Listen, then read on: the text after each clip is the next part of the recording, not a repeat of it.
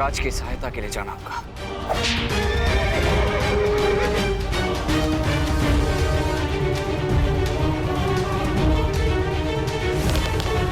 सावधान दुर्योधन!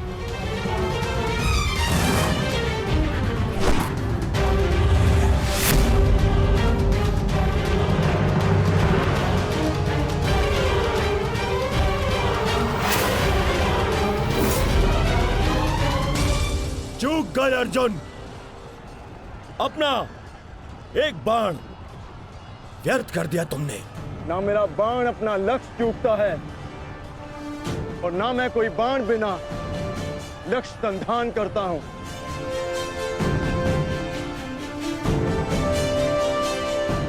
अर्थात इसलिए ताकि पितामह भीष्म मुझे ढूंढ ना पाए। ये युद्ध हम भाइयों के मध्य है, तो फिर इसमें आचार्य द्रोण और पितामह को कष्ट क्यों देना?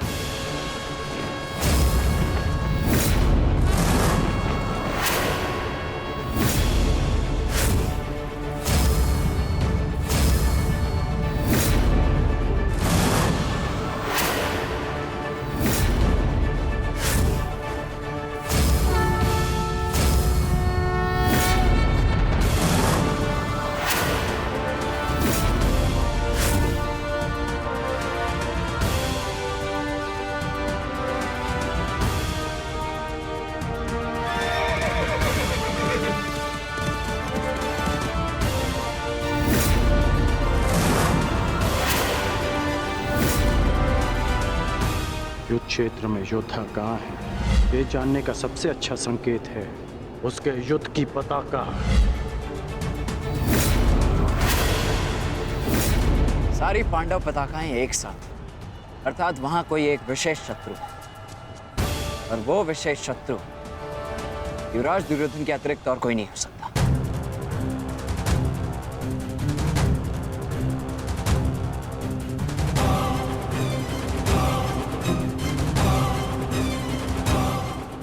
समझा, जब बल से कार्य नहीं बना तो छल से मुझे बंदी बनाने की योजना बनाई है तुम पांडवों ने। हाँ?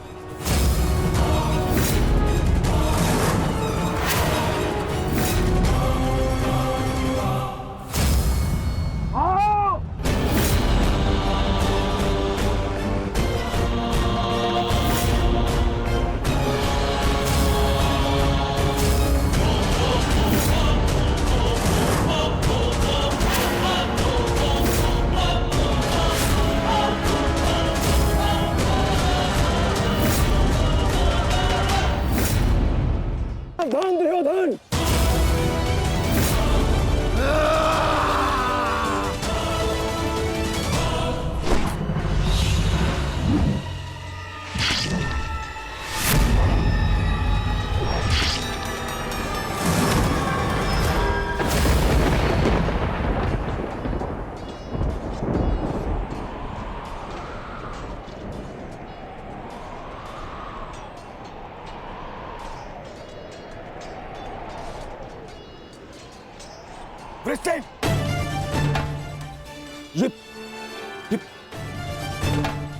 ये क्या किया तुमने पुत्र? वचन पूर्ण किया। उठो, उठो, उठो।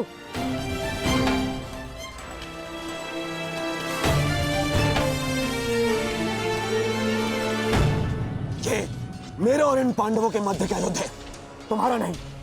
तुम जाओ, ये मेरा आदेश है, जाओ यहाँ से। आज यदि स्वयं ईश्वर भी मुझे आदेश दे तो मुझे स्वीकार नहीं है युवराज।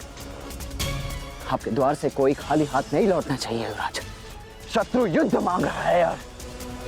आइए मिलकर उसे युद्ध का आनंद देते हैं।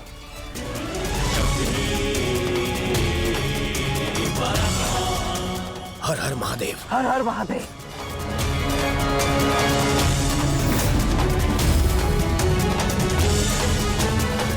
उठ जाओ वृषसेन। आज मेरे और दुर्योधन के मध्य जो भी आएगा या तो रणभूमि से जाएगा या संसार से।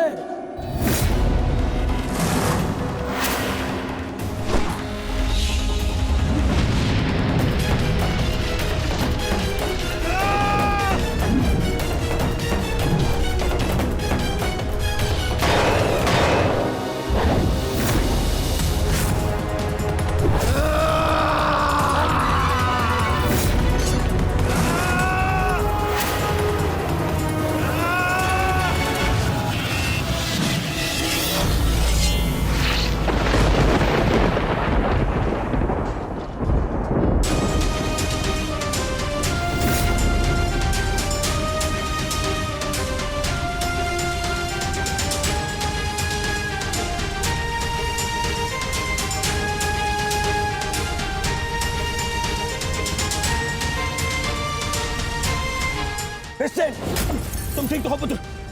हाँ, आप मेरी चिंता मत कीजिए युवराज, आप स्वयं। क्रिस्टियन,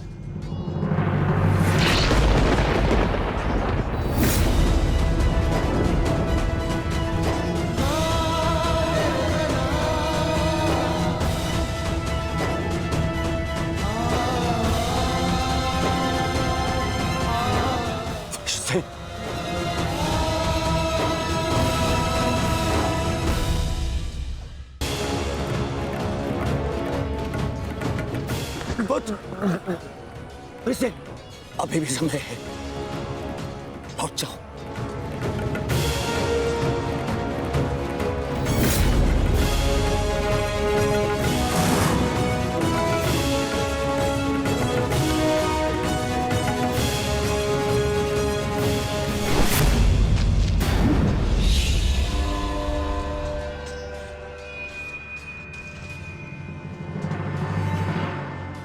सूर्यास्त होने को है अर्जुन,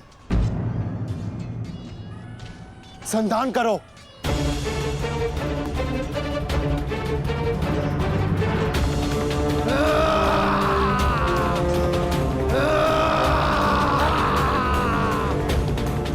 दुर्योधन!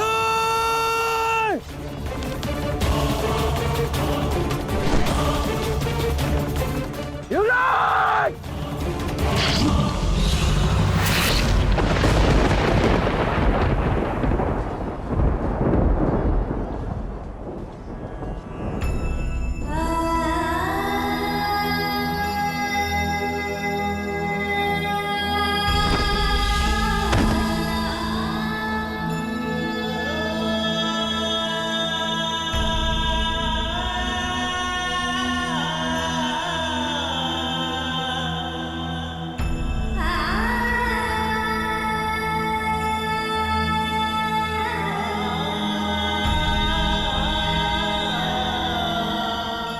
Justin!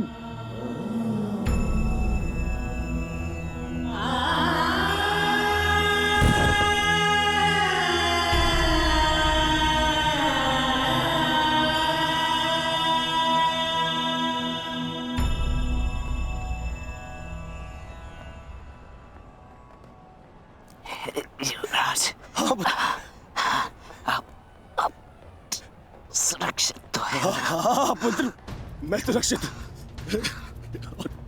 और तुम चिंता मत करना, मैं तुम्हें अभी वैद्य के पास में लेके जाऊंगा। तुम स्वस्थ हो जाओगे। आओ आओ।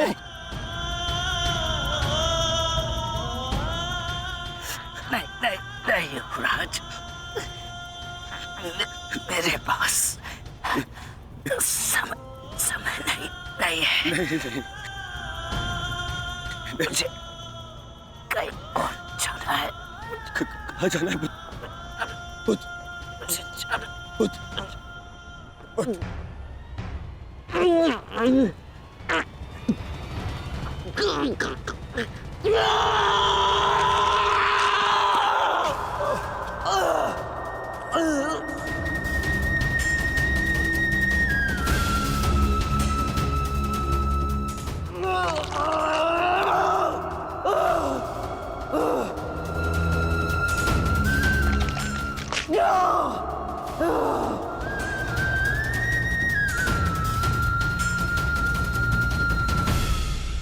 इस संसार से जाने से पूर्व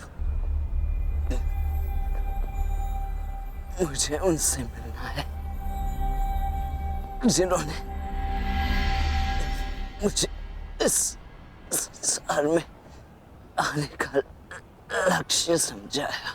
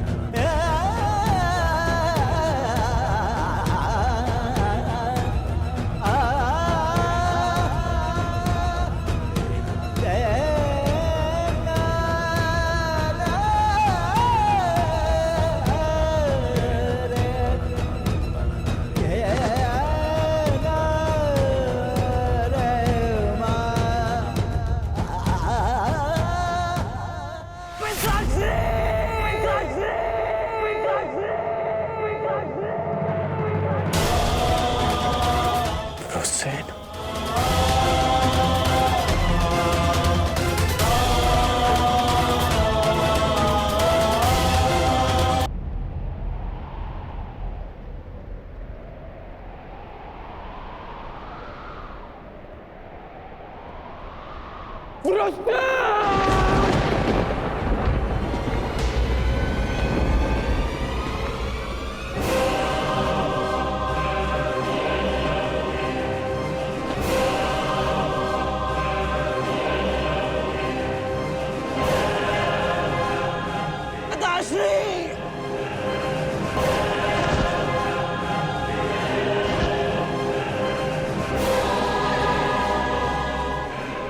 रुकिए पिताश्री।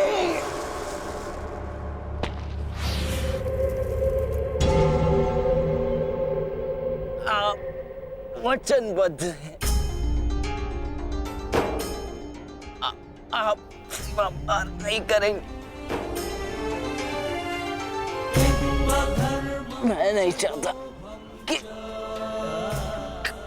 कल कोई कहे कि वृषसेन के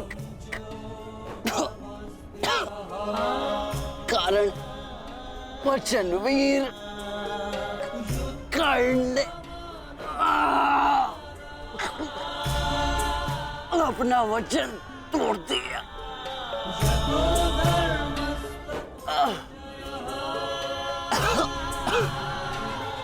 आओ पुत्र, अपने पिता के पास आओ। हाँ,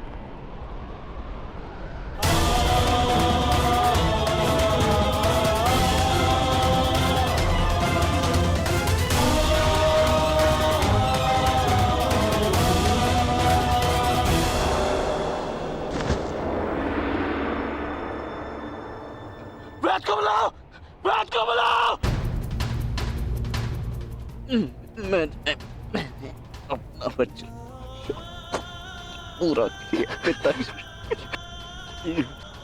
तुम्हें कुछ नहीं होगा, कुछ नहीं होगा तुम्हें। जब मृत्यु समक्ष खड़ी हो तुम क्या कहता है? हे मृत्यु यार, यदि तू आने को प्रसन्न मुख द्वार खुला है, तेरा स्वागत प्रसन्न मुख।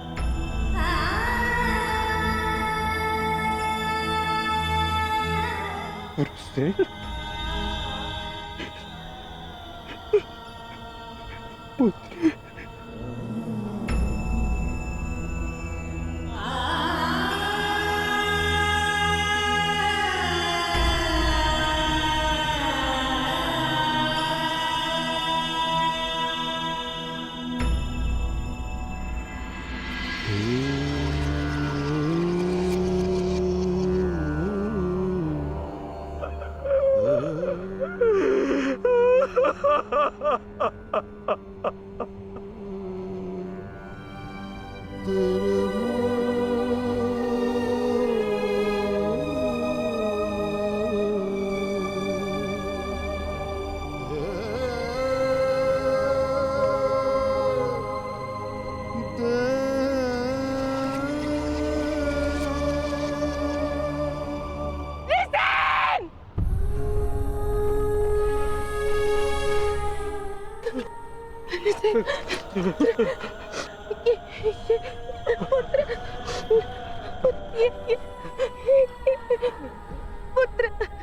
पुत्र उठो उठो पुत्र उठो।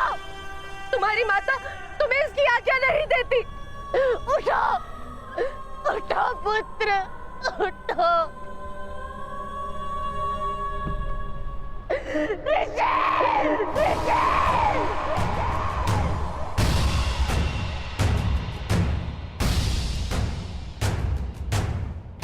पांडु पुत्रों की पांडु पुत्रों की पांडु पुत्रों की पांडु पुत्रों की पांडु पुत्रों की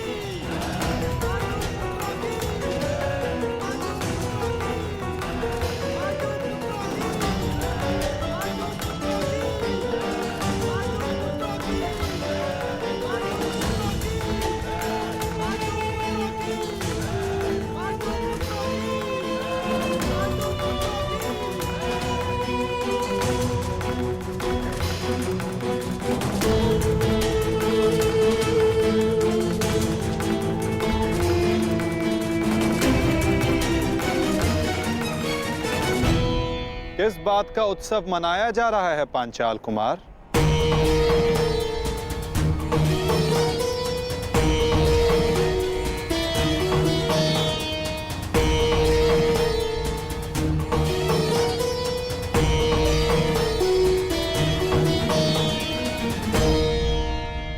अपनी विजय का उत्साह रखना उचित है, परंतु एक वीर, एक महायोद्धा की मृत्यु का उत्सव मनाना कुत्सा है।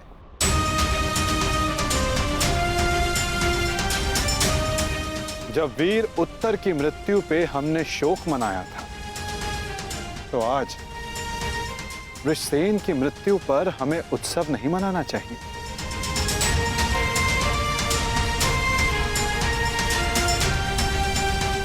कल हमने एक वीर योद्धा खोया था और आज हमारे विपक्ष ने एक वीर योद्धा खोया है। किसे पता कल कौन वीर गति को प्राप्त हो जाए।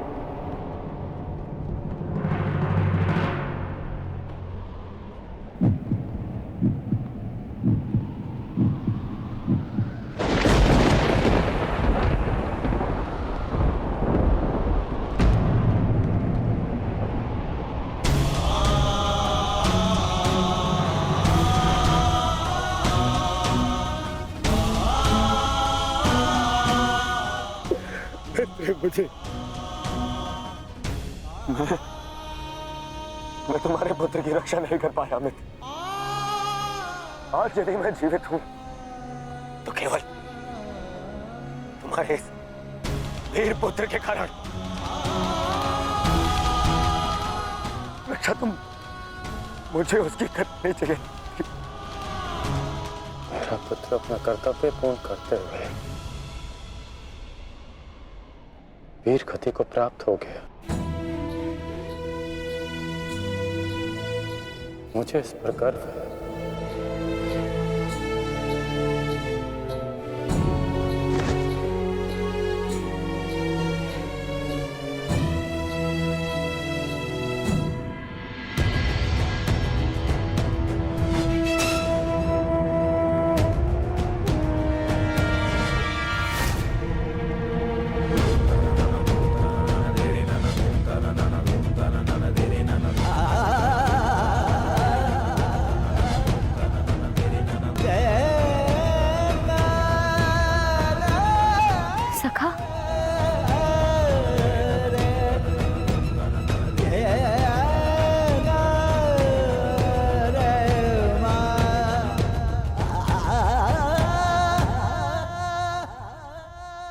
इतना तो मैं समझ गई थी कि वहां सबके मध्य आप मुझे कोई संकेत देना चाह रहे थे,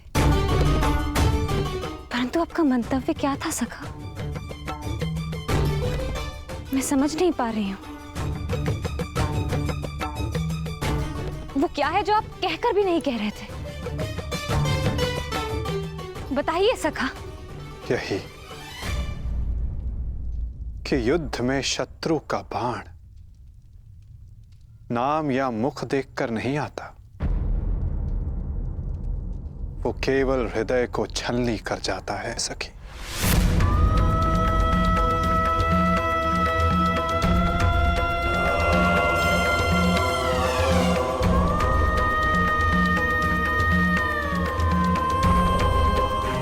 मेरे पुत्रों की भाग्य रेखा भी वृषसिंह की भांति है।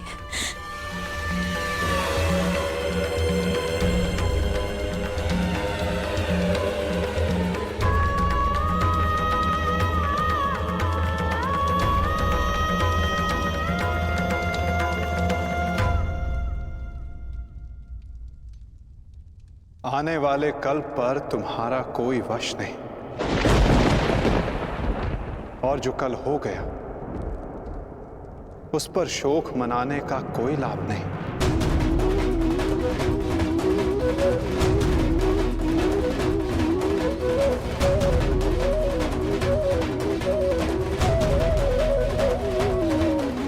जब समय आएगा सखी, तुम्हें सब ज्ञात हो जाएगा।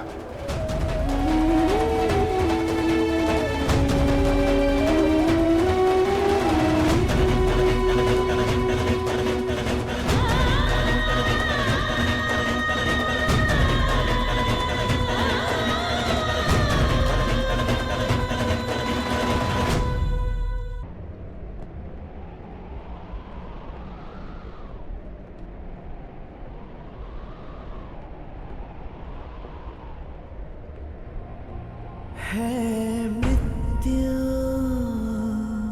तैयार यदि तू आने को, प्रसन्न मुख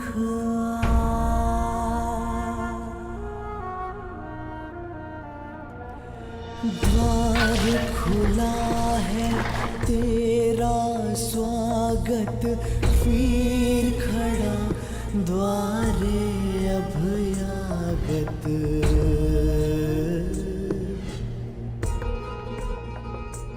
बाहें फैला के मुस्कुरा के करता अपने अतिथि का स्वागत। जब मृत्यु युद्ध क्षेत्र में सामने खड़ी हो तो योद्धा कहता है, हे मृत्यु, तैयार यदि तू आने को, प्रसन्न मुखा। बालक आया तेरे आंचल छाया,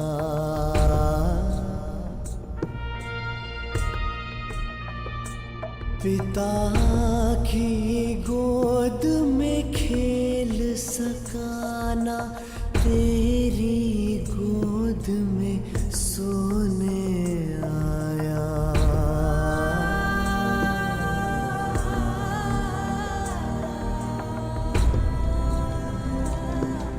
सपना था वो विवश पिता का, उसकी हर आशा है टूटी। कांधे चढ़े पुत्र की अर्थी, ये पीड़ा है सबसे अनूठी। हर बोझ है छोटा इसके आगे, पिता पुत्र को ही दे अगले।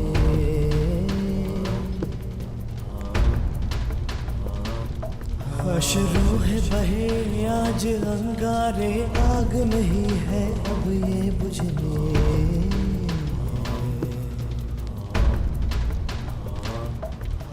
द्वार खड़ा तेरे अभयागत, कर अपने अतिथि का स्वागत कर, अपने अतिथि का स्वागत।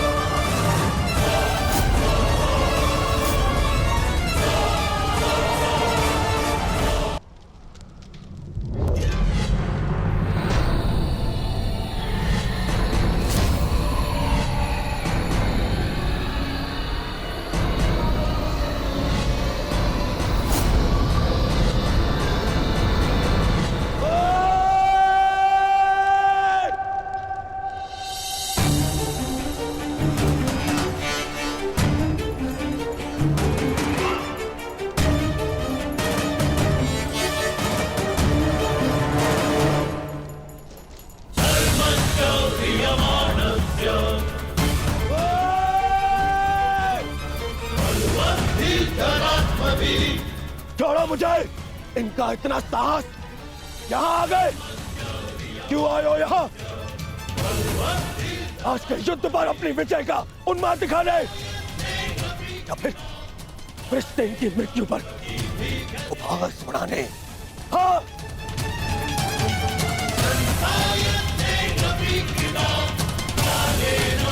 मामा जी, इन्हें कहिए यहाँ से चले जाए, अन्यथा मैं इनका बंद कर दूंगा। जाओ यहाँ से।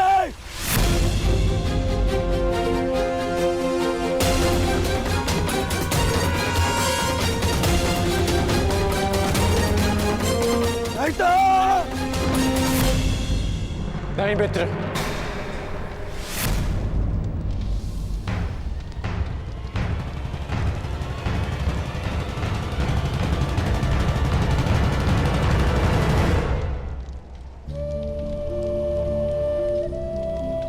रहने दो इन्हें। मेरा पुत्र वीर गति को प्राप्त हुआ है, उसे शांति से दूसरे लोग जाना।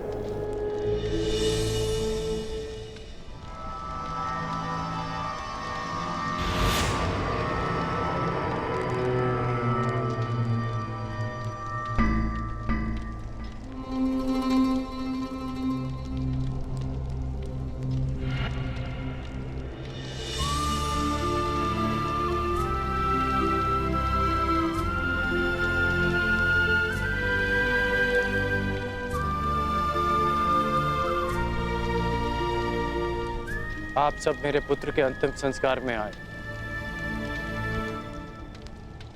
उसकी वीर गति को सम्मान दिया।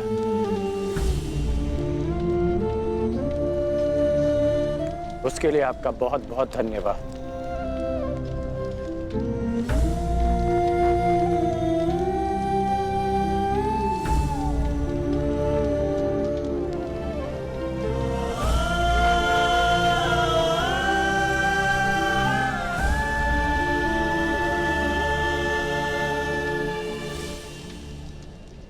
ठहरो अर्जुन।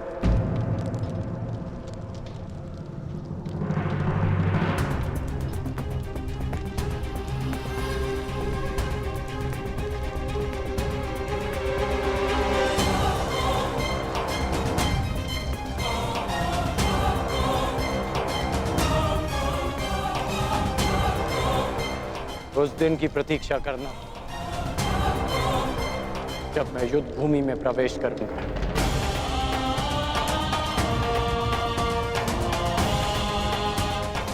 जो भी हुआ, मुझे भी उसका खेद है। मैं भी एक पिता, इसलिए तुम्हारी पीड़ा को भली भांति समझ सकता हूं। मैं ये सब प्रतिशोध लेने के लिए नहीं कह रहा हूं, और ना ही मुझे तुमसे कोई स्पष्टीकरण चाहिए,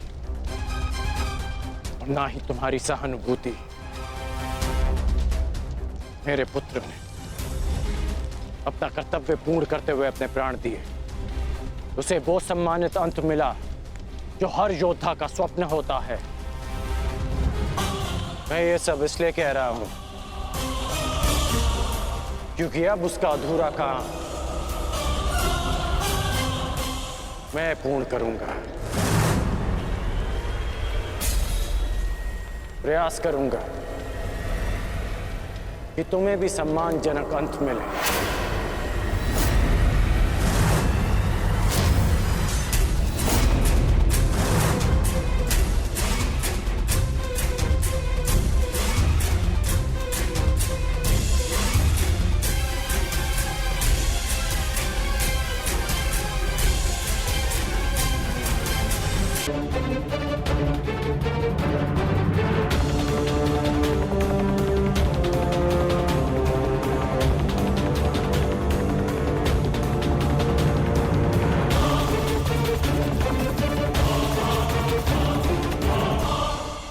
मित्र, इन पांडवों को इनकी नियति तक अवश्य पहुंचाऊंगा मैं, परंतु उससे पहले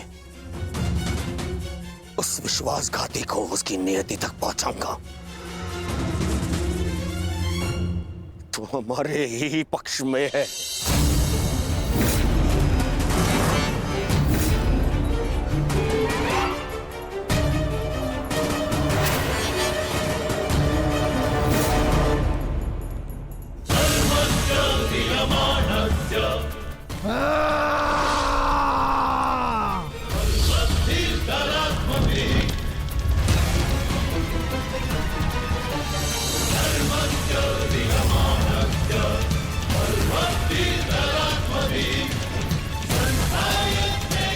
महामहिम, महामहिम,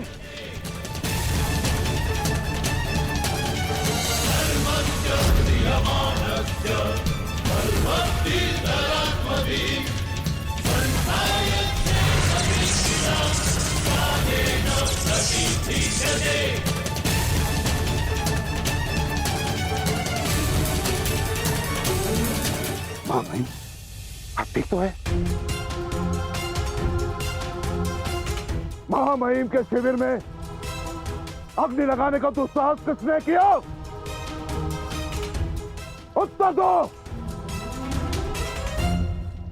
एक विश्वासघाती को यही दंड मिलना चाहिए, यही।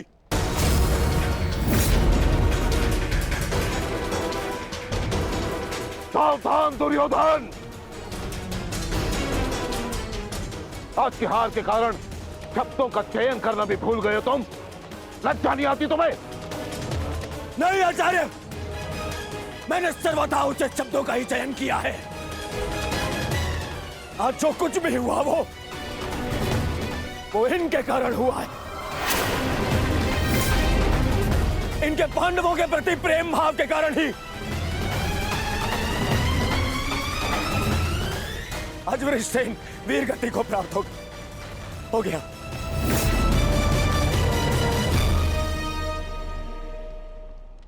इसीलिए मैं हस्तिनापुर का युवराज दुर्योधन आज अभी और इसी क्षण से आपको कौरव सेना के सेनापतित्व से मुक्त करता हूं। जाइए, चले जाइए वापस हस्तिनापुर और जाकर विश्राम करिए वहां।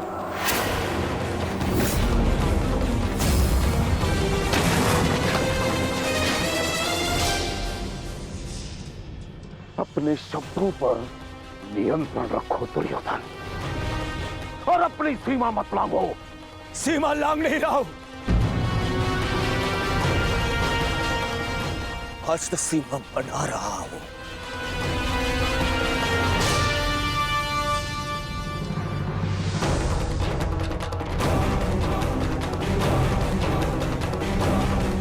इस समय मैं ऐसे व्यक्ति के सामने खड़ा हूं जो हमसे अधिक हमारे शत्रुओं के पक्ष में है, जिनके मौन रहने के कारण ही मेरे मित्र ने अपना पुत्र और मैंने अपना रक्षक खो दिया। हस्तिनापुर के युवराज की सांसें चलती रहे तो उसने अपनी सांसें खो दी। वृषसेन की मृत्यु का दुख जितना तुम्हें है उतना हमें है, हम सबको है। पर इसका अर्थ ये नहीं कि तुम महामहिम के साथ दुर्व्यवहार करो, जो मैं तुम्हें कदापि करने नहीं दूंगा। बस गुरुदेव, यदि आप भी पितामह के साथ विदा लेना चाहते हैं तो आप भी जा सकते हैं।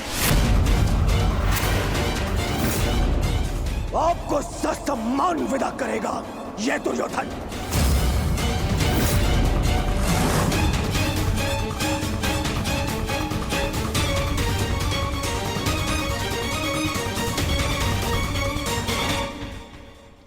तैयार हो जाओ मित्र, कल से इस युद्ध में तुम अपने मित्र का साथ दोगे।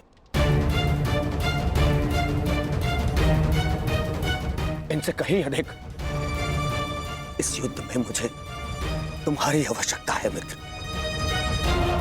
दो सहोदर एक दूसरे का रक्त न भाई, ये उत्तरदायित्व आपको ही लेना होगा ताजश्री। प्राण की रक्षा केवल आप ही कर सकते हैं। कदापि नहीं। जब तक मैं युद्ध भूमि में उपस्थित हूं तब तक अंगराज कर्ण युद्ध भूमि में पद नहीं रखेगा। क्यों मेरा मित्र मेरे साथ में युद्ध में खड़ा नहीं हो सकता? बताइए क्यों? कल को यदि फिर से मेरे प्राणों पर संकट आया, मेरे प्राणों की रक्षा कौन करेगा? मैं करूंगा तुम्हारी रक्षा। शत्रु को तुम्हारे समीप आने नहीं दूंगा।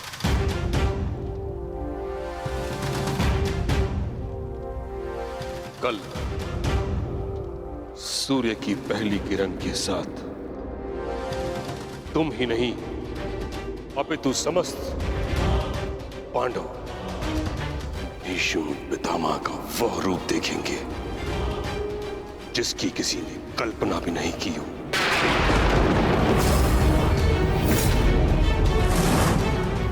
यह मेरा वचन है। अर्जुन हो या युधिष्ठिर, कृष्ण हो या भीम, गंगा पुत्र भीष्म के प्रताप के आगे झुकेंगे। यह मेरा वचन है।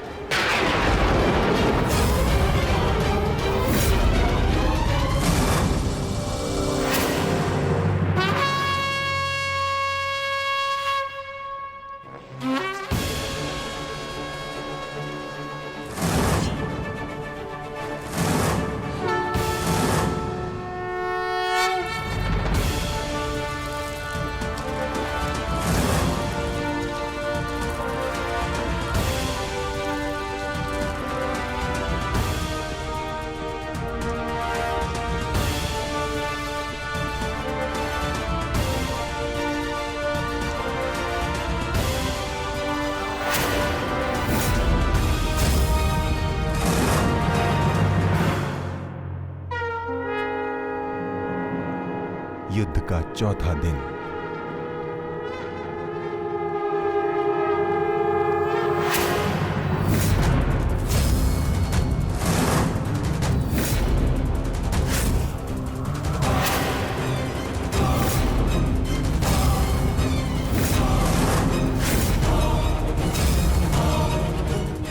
पितामह, देव की रचना कीजिए। मुझे अपने प्राण का विश्वास दिलाइए पितामह। बस दुर्योधन,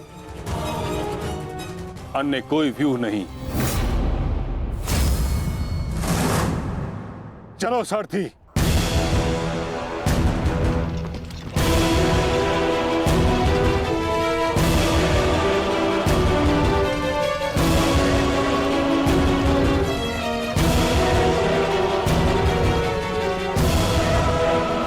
ये तो अच्छा संकेत है माता। प्रतीत होता है कि पितामह इस नरसंहार को समाप्त करना चाहते हैं, इस युद्ध पर विराम चाहते हैं। गंगा पुत्र इस महायुद्ध पर विराम अवश्य लगाना चाहते हैं, परंतु अपने सभी शत्रुओं का अंत करने के पश्चात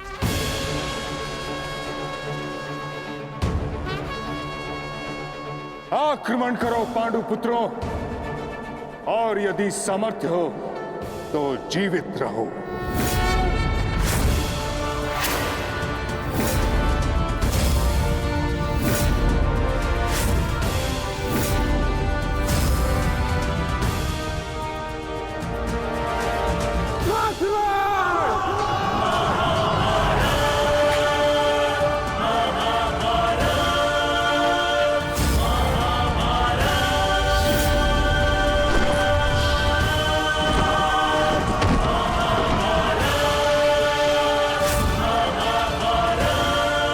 क्या कर रहे पितामह? कभी कभी कर्तव्य की चेतना आकांक्षाओं के स्वप्न पर हावी हो जाती।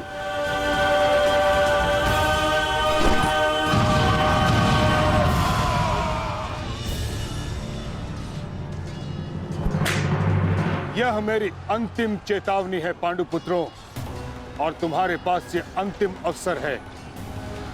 समर्पण करो, अन्यथा परिणाम के लिए प्रस्तुत रहो।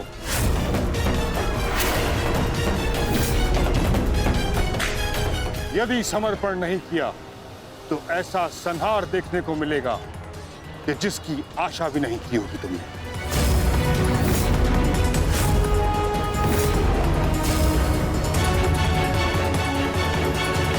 किस बात का समर्पण पितामह? किस बात का समर्पण? आप भली भांति जानते हैं कि इस युद्ध के अलावा हमारे पास और कोई विकल्प नहीं, और यही युद्ध हमें हमारा अधिकार और न्याय दिलाएगा। तो ठीक है, अपने इस निर्णय का परिणाम भुगतने के लिए तत्पर हो जाओ।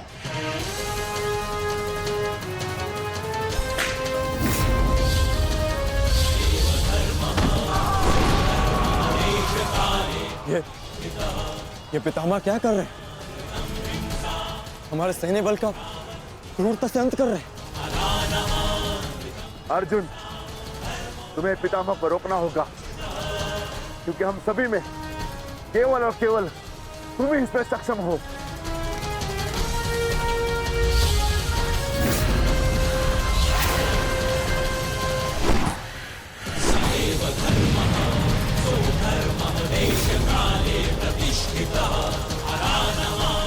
अर्जुन,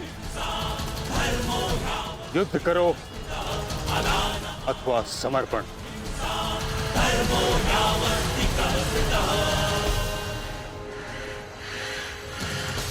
तुम्हारे मौन ने मुझे उत्तर दे दिया।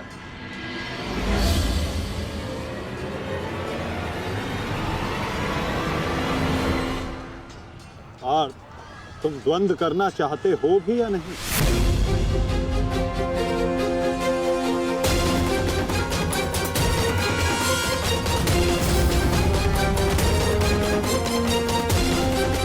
तुम्हारे मौन ने मुझे उत्तर दे दिया। उचित होगा पितामह कि आप अपनी ओर से कौरवों को भी आक्रमण करने की अनुमति दीजिए, क्योंकि आप तो मेरे साथ द्वंद्व में व्यस्त होने वाले हैं। मेरी ओर से लड़ रहे योद्धाओं का अपमान मत कीजिए पितामह। ठीक है अर्जुन,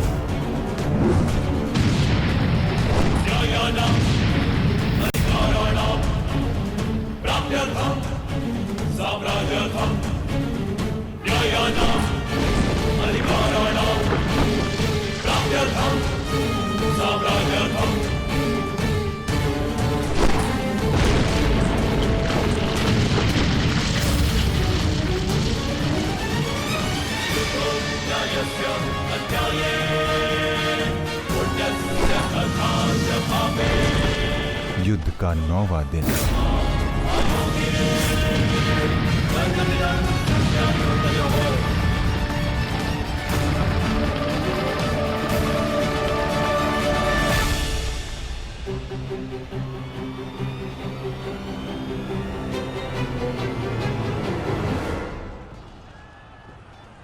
माधव, ये पितामह तो भ्राता युधिष्ठिर की ओर अपना रथ लेकर जा रहे हैं। भ्राता युधिष्ठिर संकट में है माधव, हमें शीघ्र कुछ करना होगा।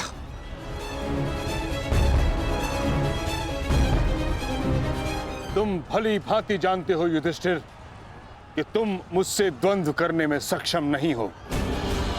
इस कारणवश अपने सैनिकों की आहुति देना बंद करो, समर्पण कर दो।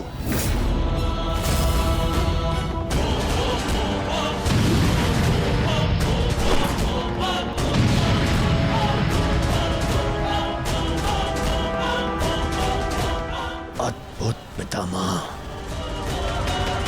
अद्भुत। गंगा पुत्र अच्छा है, अच्छा है।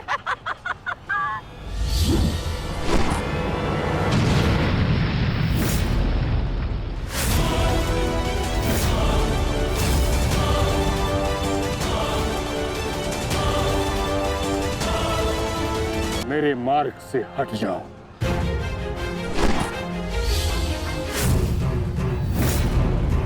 यह मेरी अंतिम चेतावनी है पुत्र, मेरे मार्ग से हट जाओ।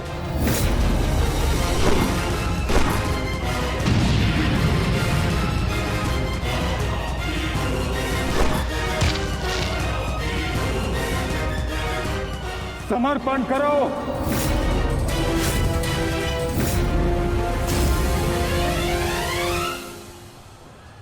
हम कौरवों के समक्ष समर्पण नहीं करेंगे पितामह, चाहे इसके लिए हम सबको अपने प्राण क्यों ना खोने पड़े। जब तक शरीर में अंतिम श्वास है, जब तक शरीर में रक्त की अंतिम बूंद है, हम समर्पण नहीं करेंगे पितामह, और ना ही हम रुकेंगे।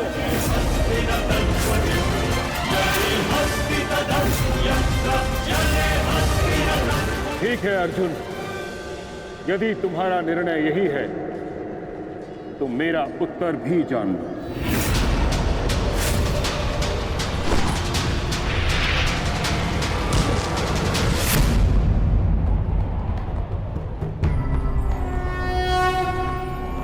यदा यदा धर्मस्य गंगा पुत्र, गंगा पुत्र,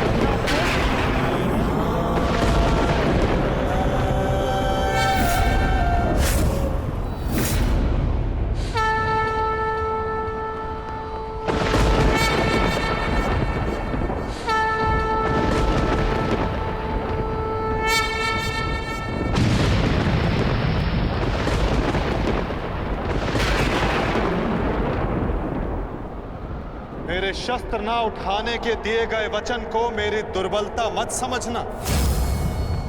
स्मरण रखिए कि समय के साथ वचन के अर्थ का उत्थान ना होना धर्म नहीं, अधर्म होता है।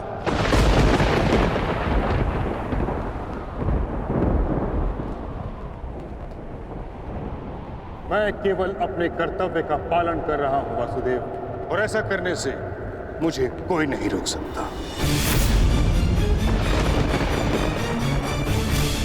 कोई भी नहीं।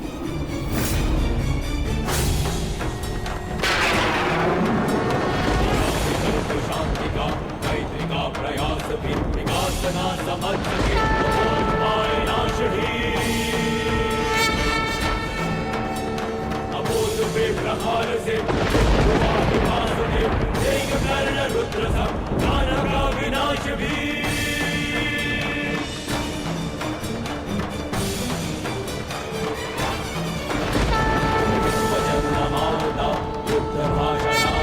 उसे मिलेगा युद्ध भी, दंड भी, प्रहार भी। संकट मिटेगा पाप का, नाश होगा नीच का, नमन करेंगे वासुदेव उसका अहंकार भी। चक्र के प्रहार से अग्नि कृष्ण की करेगी पाप का दलन। पाप से गति धरा राही मां पुकारती, ईश द्वार का अपना प्राण मांगती। सुंदरा को देंगे त्राण, रच के एक नौ विधान, भूमि शाही करके पावन को रचेगी आरती।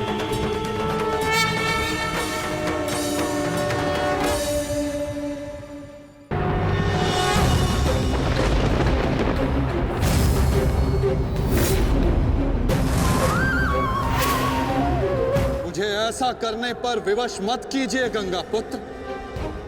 मैं आपका वध कर सकता हूं और ऐसा करने के लिए मुझे शस्त्र उठाने की आवश्यकता नहीं, केवल ये चक्र ही पर्याप्त है।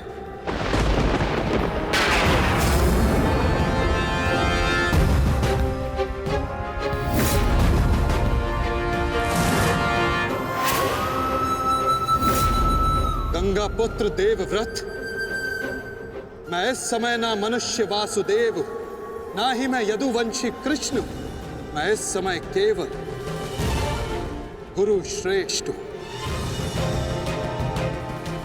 मैं ही सत्य हूं, मैं ही ज्ञान और मैं ही न्याय हूं गंगा पुत्र।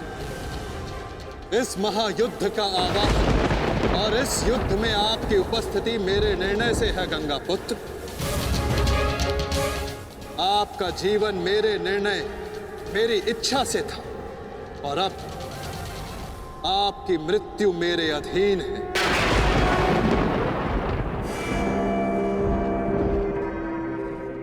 मैं पर ब्रह्म हूं, जिस पर कोई बंधन नहीं गंगा पुत्र, ना ही युद्ध के नियमों का और ना ही किसी प्रकार के वचनों का।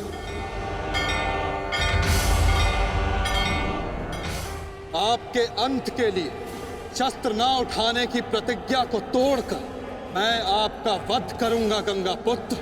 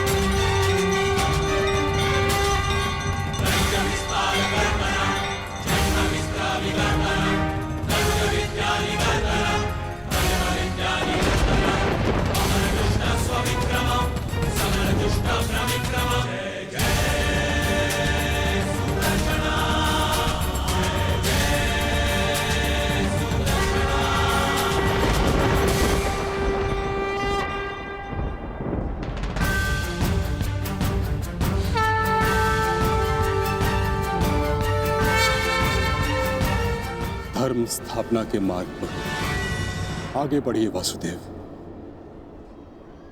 अंत कर दीजिए मेरे इस जीवन का।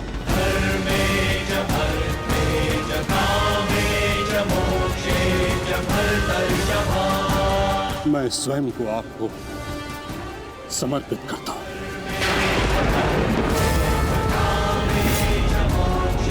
क्योंकि ना तो पांडव मेरे प्राण लेने में सक्षम है और ना ही मैं उन्हें मार पाऊंगा। मैंने सदैव धर्म का पालन किया, कभी अधर्म नहीं किया। यदि कोई अधर्म हुआ तो केवल ये कि मैंने आपको प्रतिज्ञा तोड़ने पर विवश किया। यदि आपको ऐसा लगता है कि आपने कोई अधर्म नहीं किया तो यह आपकी सबसे बड़ी भूल है गंगा पुत्र। अवश्य आपने सदैव धर्म का पालन किया गंगा पुत्र, किंतु केवल अपने लिए, अपने वचनों के लिए, और यही आपका सबसे बड़ा अधर्म है। क्योंकि जिसके पास शक्ति हो उसे स्वयं के लिए नहीं, संसार के लिए उत्तरदायी होना चाहिए, और जो आप नहीं हो पाए गंगा पुत्र।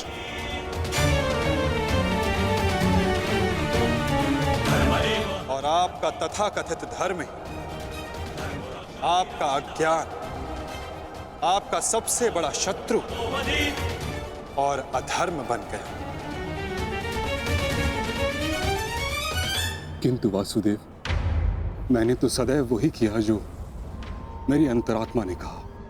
तो क्या इस धर्म युद्ध में अधर्म के पक्ष से लड़ने की अनुमति भी आपको आपकी अंतरात्मा ने दी गंगा पुत्र?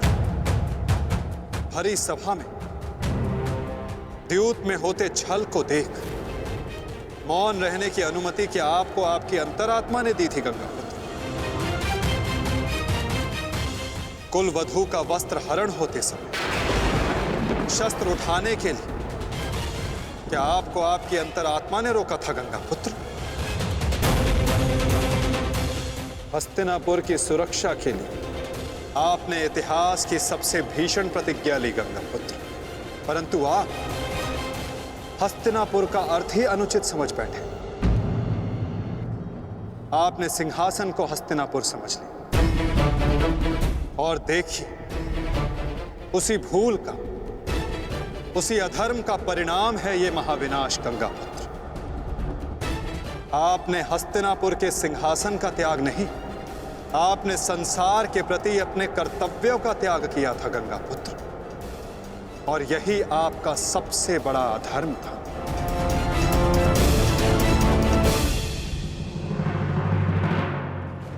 परिवर्तन ही संसार का नियम है गंगा पुत्र, और संसार के कल्याण और उत्थान के लिए ऋतुएं भी स्वयं को परिवर्तित करती हैं, परंतु आपने परिवर्तन को नहीं स्वीकारा।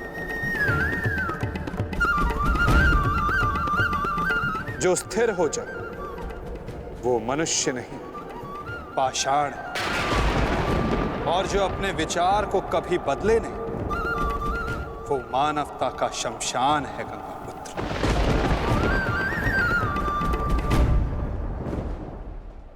अपने कर्म के प्रति सजग ना रहना सबसे बड़ा अधर्म होता जो आपने किया गंगा पुत्र, और यही इस महायुद्ध, इस महाभारत के होने का कारण बना।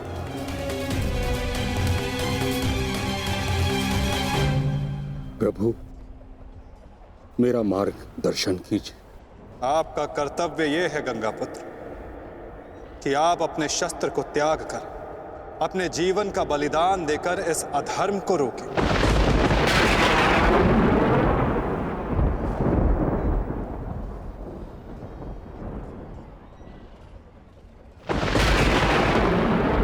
ठीक कहा वासुदेव, कदाचित मेरा अंत ही इस समस्या का समाधान है। आज जबकि मुझे अपनी भूल का भान हो गया है, मैं अपना प्रारब्ध स्वीकार करने के लिए तैयार हूं।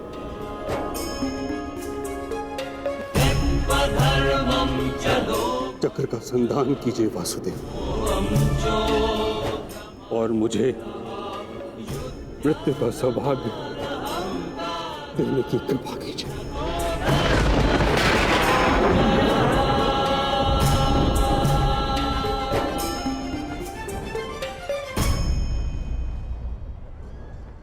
ठीक है,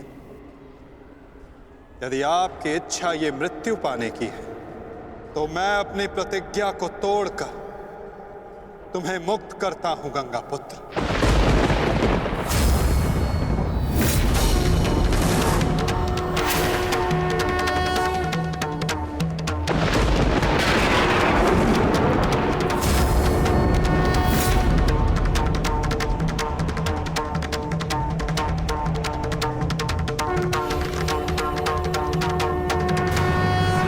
नहीं माधव, आपने इस धर्म युद्ध का बीड़ा उठाया है, वचन तोड़कर उसे कलंकित मत कीजिए। मैं नहीं चाहता कि आप पर कोई उंगली उठे। नहीं पार्थ, मेरी प्रतिज्ञा टूटने की अपेक्षा से अधिक महत्वपूर्ण धर्म की स्थापना है।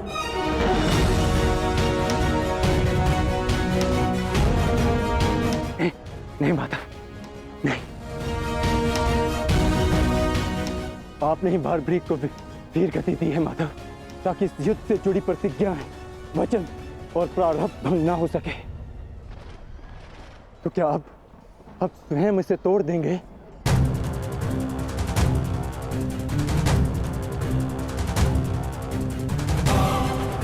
आप मुझे एक अवसर और दीजिए माधव। मैं अपने संपूर्ण मनोबल और कौशल से यह युद्ध करूंगा। जब तक मेरे शरीर में रक्त की एक बूंद भी बहेगी, मैं अपने मन में भावनाओं को नहीं बहने दूंगा माधव।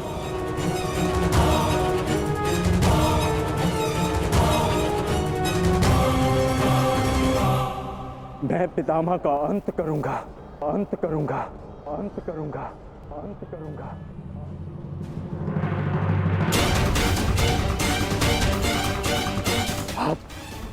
आप ये चक्र छोड़ दीजिए माधव। आप ये चक्र छोड़ दीजिए।